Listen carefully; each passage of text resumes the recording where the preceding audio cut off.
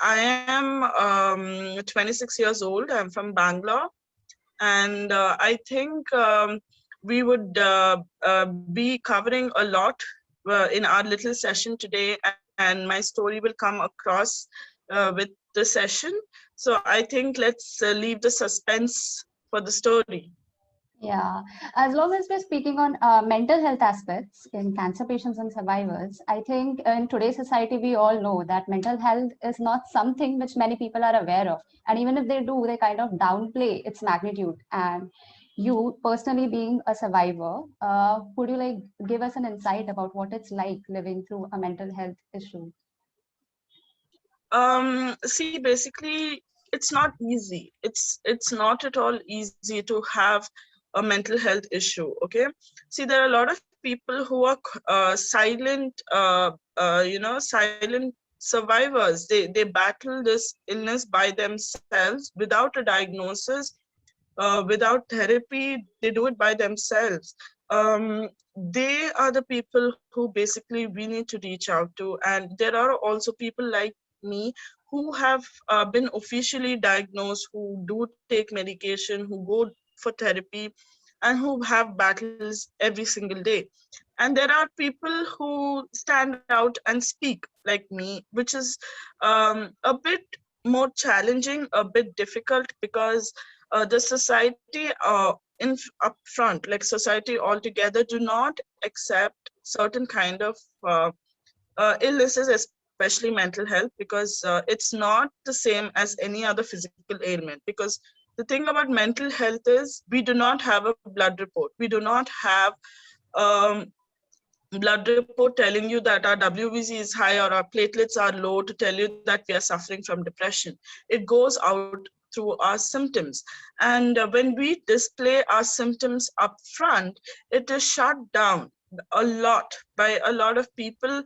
And the initial symptoms of depression, when it starts out and we start displaying it out, when it is shut down through judgmental statements, through comments, through through different views of looking at it, like in a very negative way towards us, we find it very difficult to open up even to professionals, even to therapy, because it's so difficult that we are so scared of what people are going to tell us.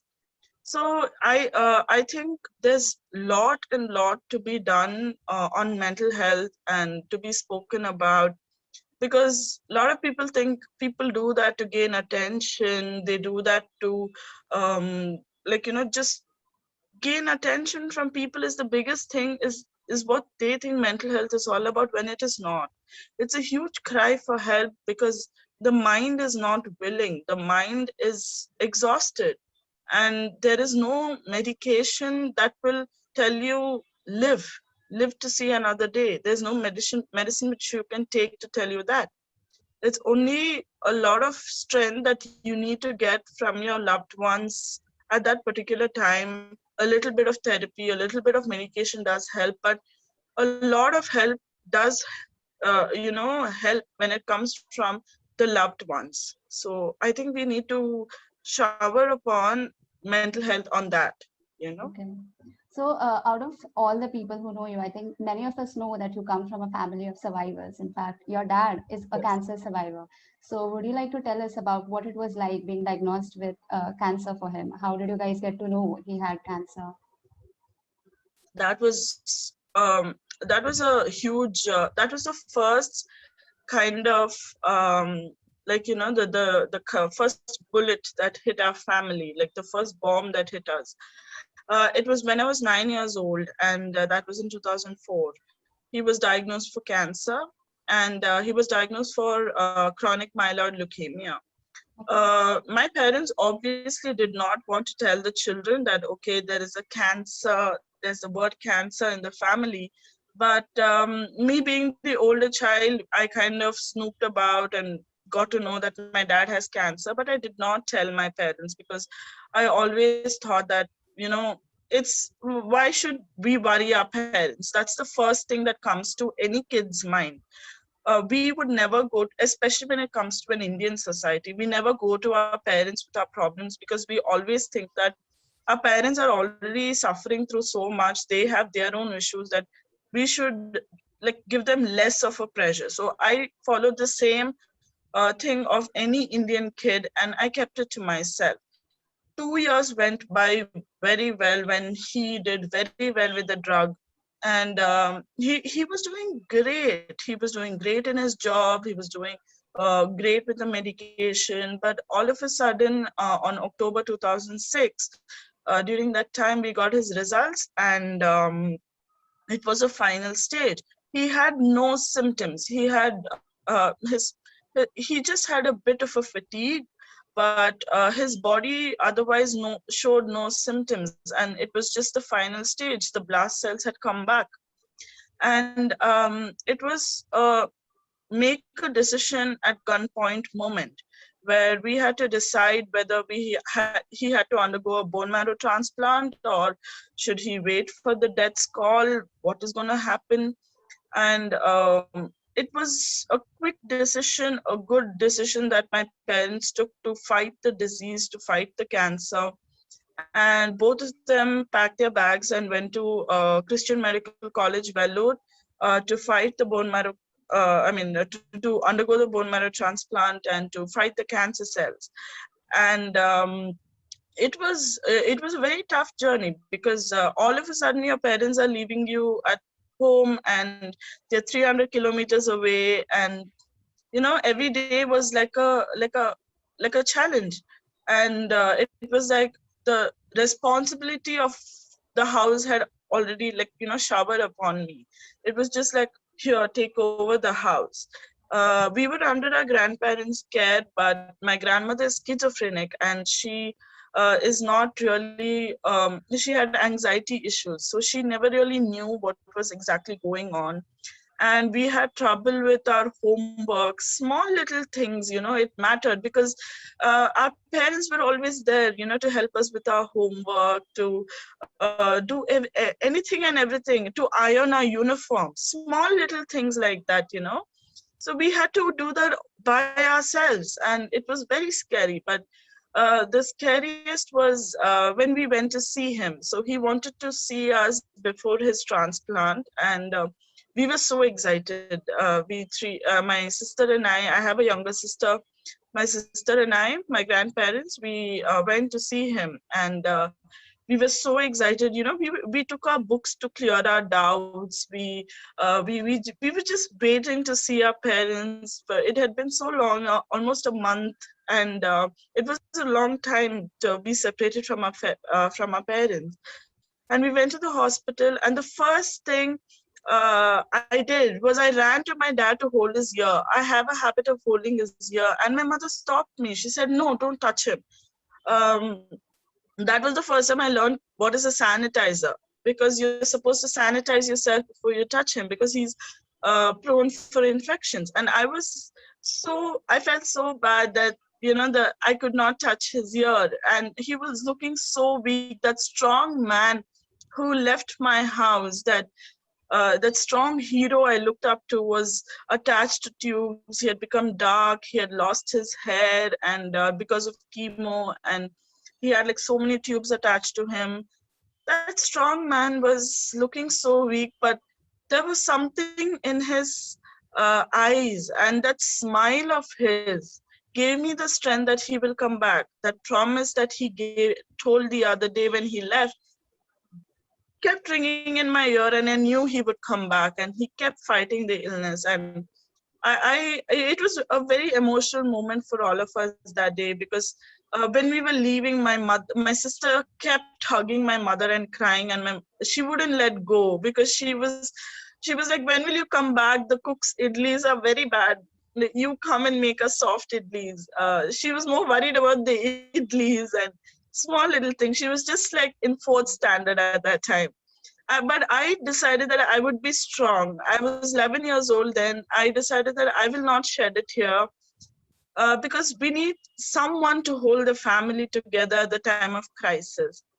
And that was indirectly a blessing and a curse, because that innocence of a child was taken away from me, because all of a sudden I got to know that life is uncertain. Like there is so much more to life than just something really small, like friends fight about, like, oh, this girl spoke bad about me, that boy spoke bad about this, I'm not going to talk to her anymore. And I'm like, there's so much more in life to that. Go to that hospital and you see people just dying randomly, like, uh, so I was like, I was seen, I'm like, I was like in a different phase altogether. As 11-year-old, I was seeing life as an adult. I got responsibilities as an adult.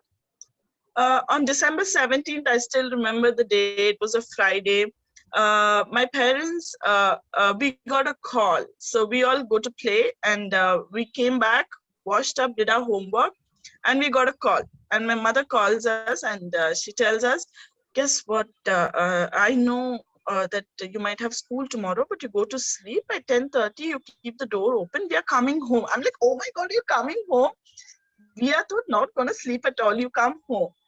So that night we got our goodnight kisses, which my dad had promised. He had fought the cancer and he's still fighting it. So he's not completely healed, but we are coming home just to, like, get back. But the goodnight kisses are going to come. So I was very excited, and touch wood, he's doing very well, under remission right now.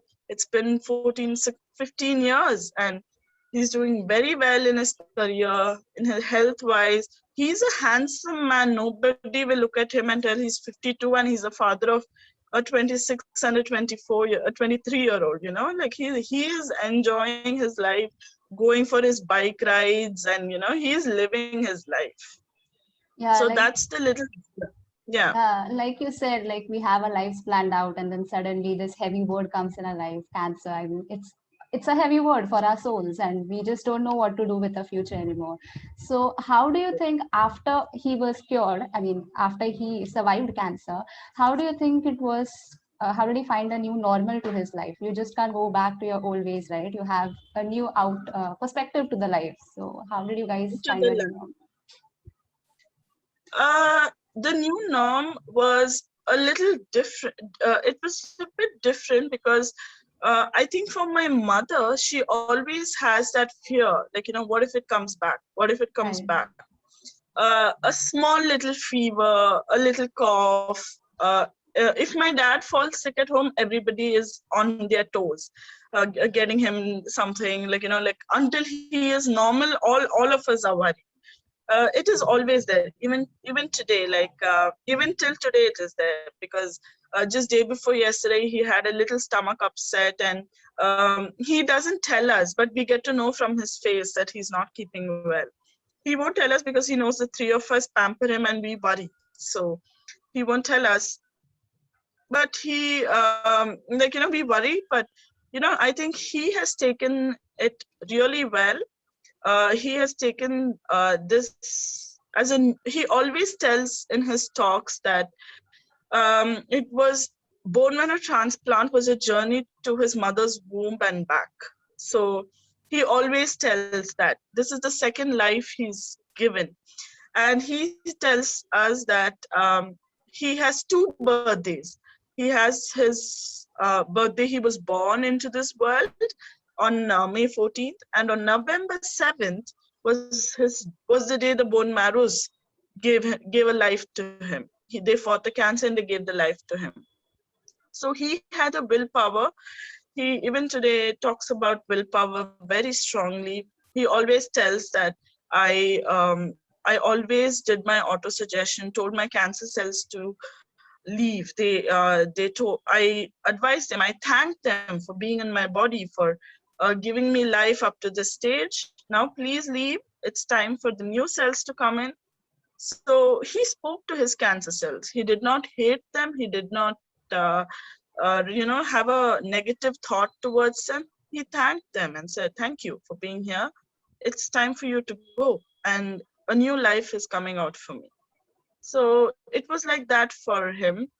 Once the cancer treatment was done, we all had the fear of it coming back is always there, but we we take day any day just as normal, and we don't always think about cancer. We keep it at its past, and we try to inspire people with our stories. That's what we try to do now. We try to make differences in people's lives. So I'm like his sidekick Robin, and he's Batman, and we go around talking about cancer. And when he tells his story, there are a lot of people who are sitting in the audience who have the hope. They come with no hope, and when he tells his story, they go back, their eyes glow with hope that if this man can have needles pricked through, go through chemo, have nausea because of the medication, have a bone marrow transplants, and then come back and fight the cancer, stand on the stage and give us a talk, we can do it too. So we started giving hope to a lot of people. So that's what we're doing right now, instilling hope. It's really admirable how one can actually channel their pain into something which is hopeful and inspirational to so many people. And as far as we're on it, do you think a digital platform for approaching healthcare, like if someone has any mental health issues today, we have digital access to many therapies and healthcare sessions. Do you think it is of use to many youth people today to get access to mental health? Um, See, to be honest, I don't think anybody will take it, because the stigma around it is so bad. You know, like they, even though it is there, they're like, I can deal with it on my own. It's given so less priority. It's given like you have a persistent headache for 2-3 days, you will first go to the doctor. You have depression, sadness, negative thoughts for 2-3 days, you will keep on thinking something is wrong with your thinking, and you'll be like, no, it doesn't matter. The surroundings put it down. They don't allow you to go and seek help. They don't allow you. It kind of gets instilled in you, even though there is access, there are people who are ready to provide help. Nobody wants to get up and speak that I have a problem, because they will get to know, somebody will get to know that I have a problem. I don't want my insecurities out there. What if they judge me? What if my mistakes are so bad that they're going to label me something, you know? So there is help, okay, but there are very few people wanting to seek that help.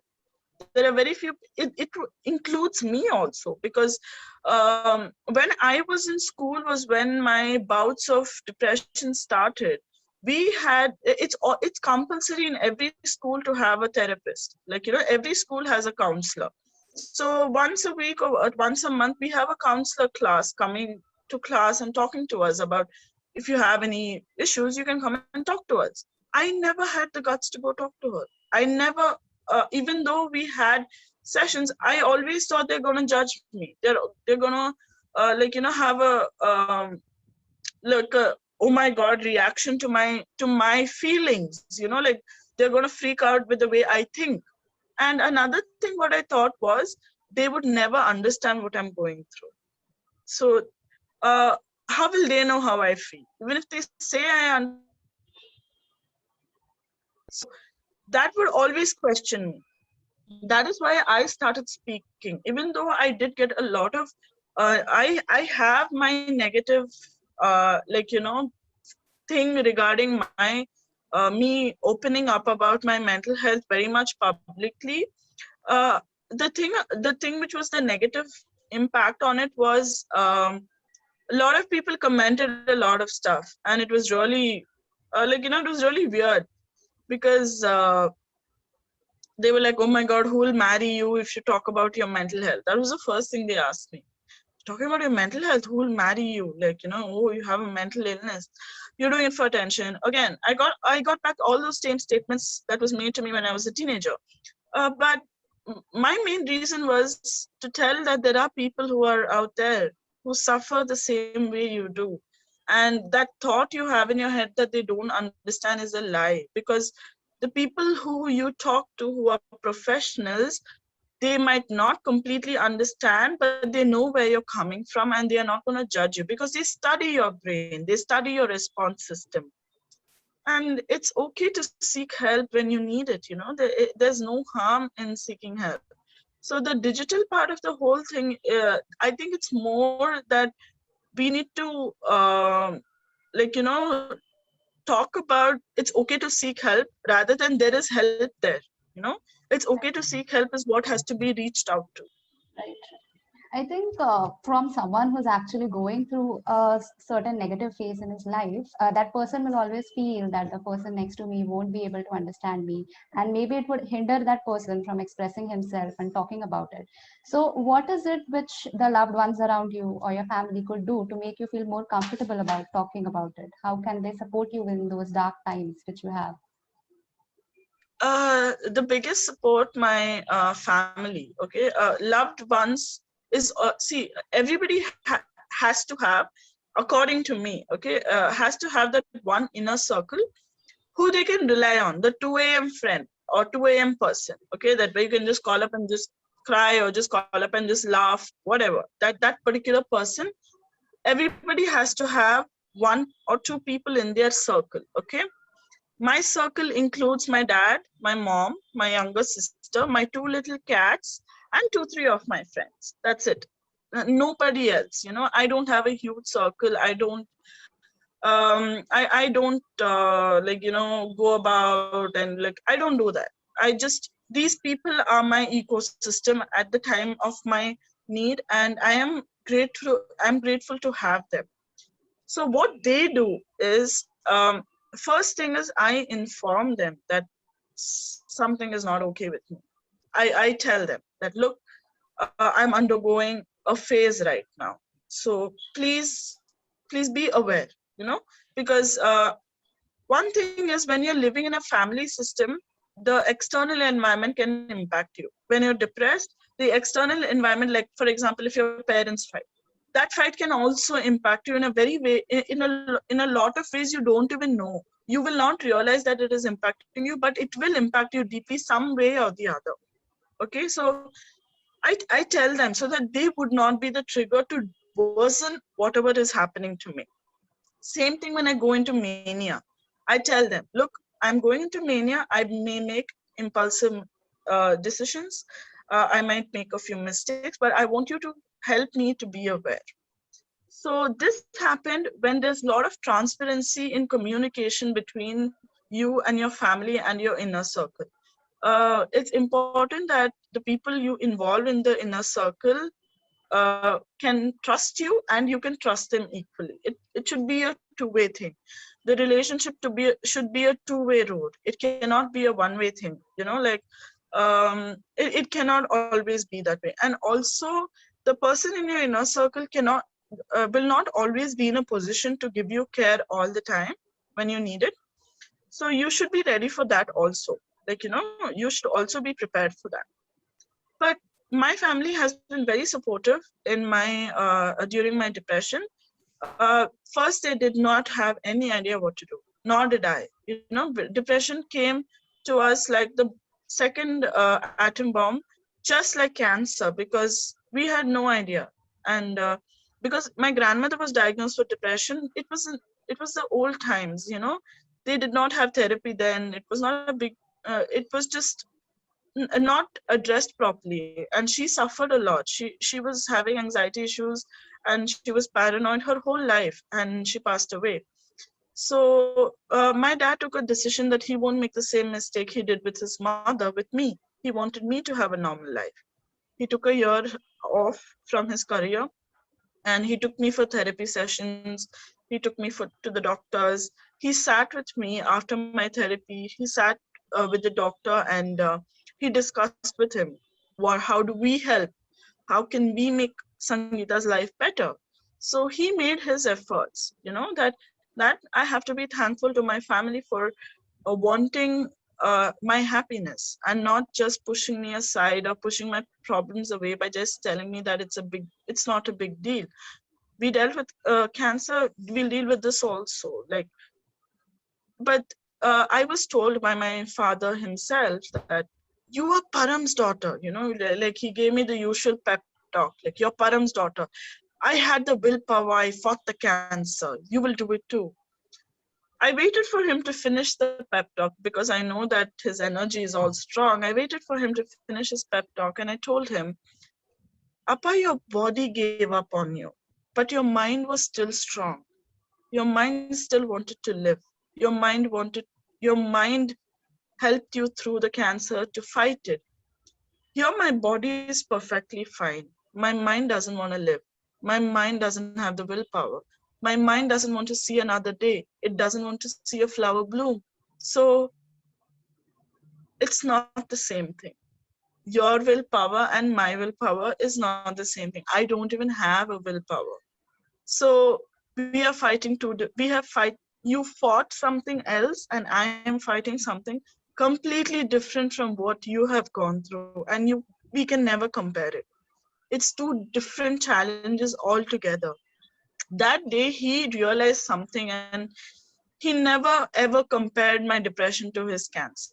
And he made me realize, he also realized that, a physical ailment, a mental ailment, two are two different things, like they're completely two different things. So he never compared my illness to his, nor allowed anyone else to do it at home, because he made them understand that, look, she has something completely different. So it is all about communication, I think, which is lacking in a lot of families in these days, because parents are in their own world, children are in their own world. And it's always that, what do you understand, your generation, our generation.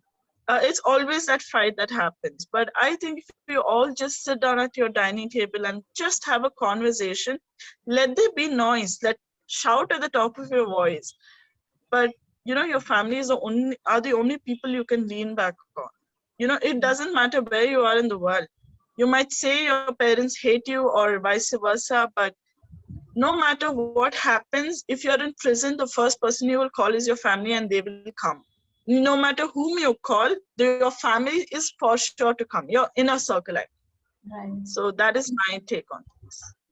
So today, basically, if we finally see, like, if we finally think that we have something wrong going on, or we are feeling very negative, or there's a mental health issue which we have, we usually go to a psychiatrist who prescribes us medications, and we continue taking them.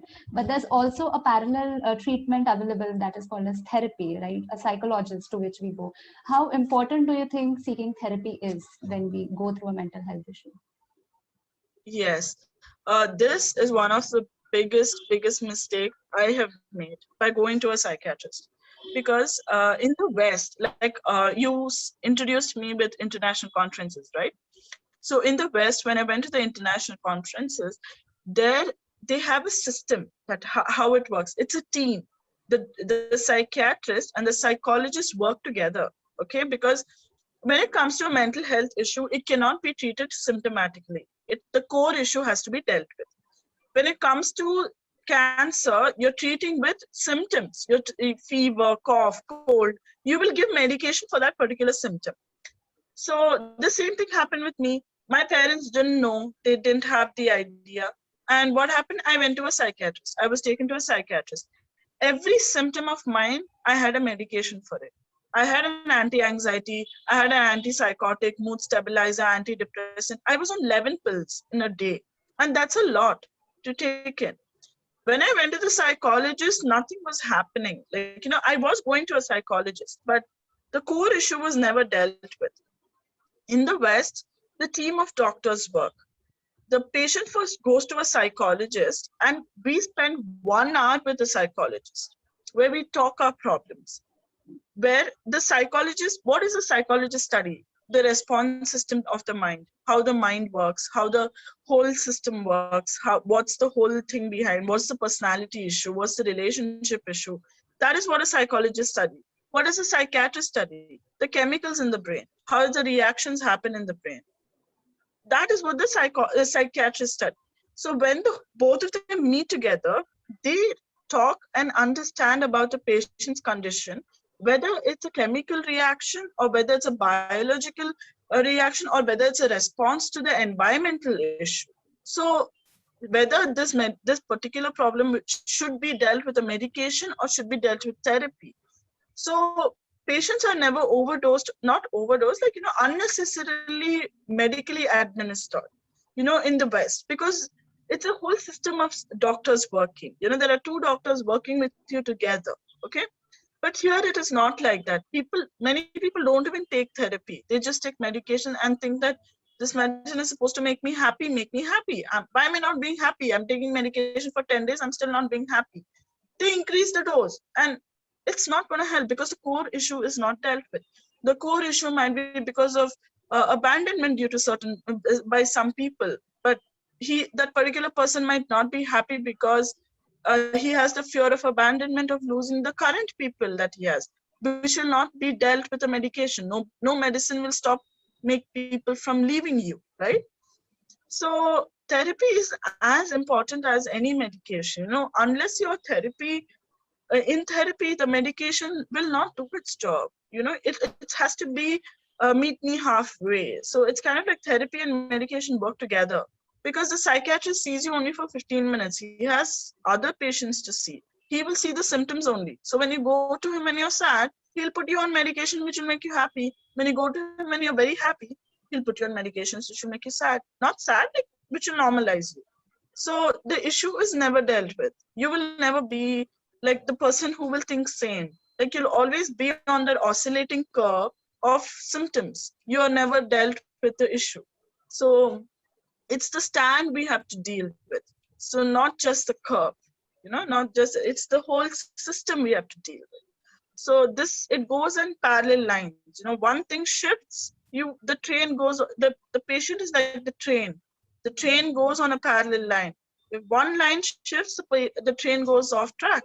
So it's always important that the patient who's the train travels along with these parallel lines. So that is my take on this.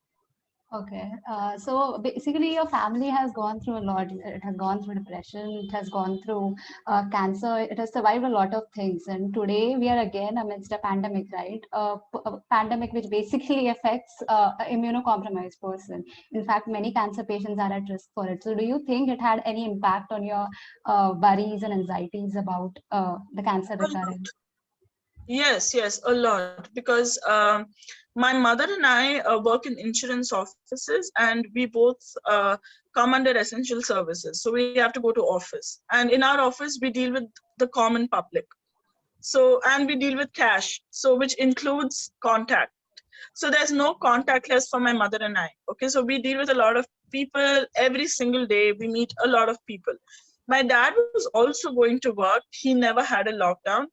From 1 year, all three of us have been going to work. My sister has taken a year off. She was studying for her CAT exam and stuff like that. She was studying at home. She was the only one who was, like, in her indoors within the four walls. But all three of us were traveling. At least my dad was not exposing himself to the public. But my mother and I were very much exposed to public and stuff. We had to, like, sanitize all the time and everything. So there was a little fear, like, because if he gets COVID, or if one of us get COVID, his immune system is not as strong as the three of us to handle the whole situation, and it'll be a mess, because blood transfusions is not easy for a person who has undergone BMT. There are a lot of other complications when it comes to the science part of it, the medical part of it, which I don't know. But there was a fear. Like, even now there is a fear. Oh, should we take the vaccine? Should we not take the vaccine?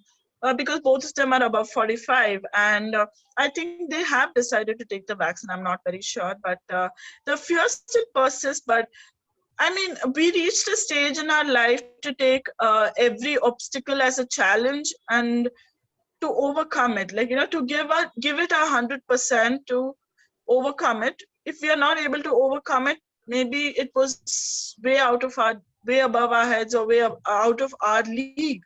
So we take every challenge, every obstacle, we take everything as a challenge, and we go forward with, whatever strength we have. And we're like, if it comes, it will come. You can't stop it from happening. So we never let our fears engulf us. We just took every day as it came. It's a beautiful way to live a life. living every day at a time and not being fearful. Yeah.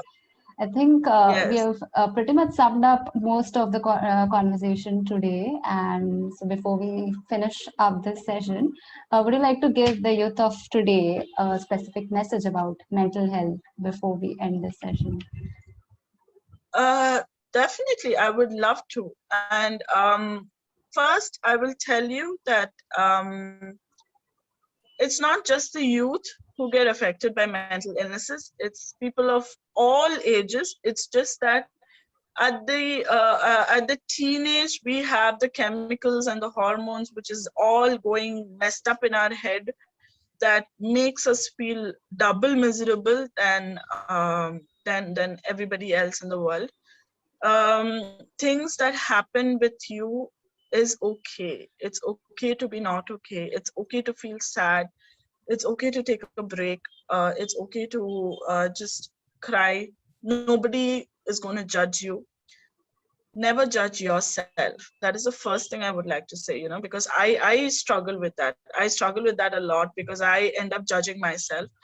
I keep telling that in every talk, never judge yourself to people, because it's a reminder to me. It's a reminder to me because I have to follow what I preach. I cannot go about stand there and, tell, oh my God, do this, do that, when I am not doing any of it. It would be very dishonest of me. So when I tell don't judge, it's a reminder to me as well. Don't stand in the mirror and judge yourself that you're fat, you're ugly, or you have less hair. Don't do that. You are who you are. And whenever you smile from your heart. Like, I think everybody's smile is their biggest strength. Like, that little curve can do so much difference in your life. Get up in the morning and just give a smile. And you don't need to have a reason to smile. Nobody needs to make you smile, or you have to do it for yourself. You don't have to do it for anybody else. It's just a small exercise, like that smile, that little curve. And I think take every day just one step at a time, just baby steps. Don't look at like only interviewers ask, where do you see yourself in 5 years? And the girl whose husband you're going to, and the girl's father whom you're going to marry is going to ask you, where do you see yourself in 5 years? Nobody will ask you that question. You don't need to pressure yourself with that. Take one day at a time, survive one day. No, but there's no, keep small goals. And anything small is an achievement.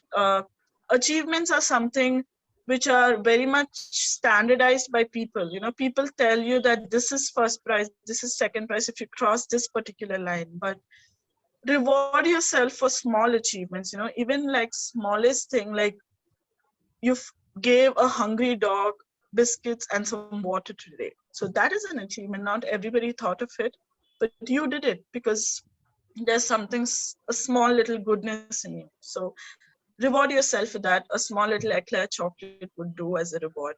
So anything small, just enjoy your life. We all live once. There are days we will not want to live, but it's okay. Let's just take it slow. Let's just relax. And I guess that's about it. And thank you for having this conversation. Hope it reaches out to a lot of people. And when it comes to the cancer part, this is a quote from my father. The word cancer has the word can in it, CAN. So anybody diagnosed with cancer, you can, I can. So we all can regarding anything. So this is a quote I stole from him. And our family has a motto which we kind of follow in our anything we are stuck in life. We follow a motto of hope, faith, and trust. And we try to inculcate hope and faith and trust in whatever we find, wherever we are stuck in that particular situation. So your family will be your biggest strength, even though if they seem like your enemies right now. But you can just depend on them, build relationships with your family, go back to your old childhood memories, take out your baby photos and sit with your family. Trust me, that is like the easiest icebreaker you can ever have. with your family to restart a fresh relationship. So I guess that's about it. Thank you so much, ma'am. We really had a great time talking to you. And we are really looking forward to seeing and hearing more from you in more talks out there on YouTube and Sure, conferences. sure, sure, definitely. I hope so too. Thank you so much. It was a great interview with you. All the best for your medicine. Save lives. You're doing a wonderful job. I understand that medicine is difficult and you have to study a lot, but continue to save lives, and you're doing a great job. So thank you so much. Thank you so much, ma'am. Thank you.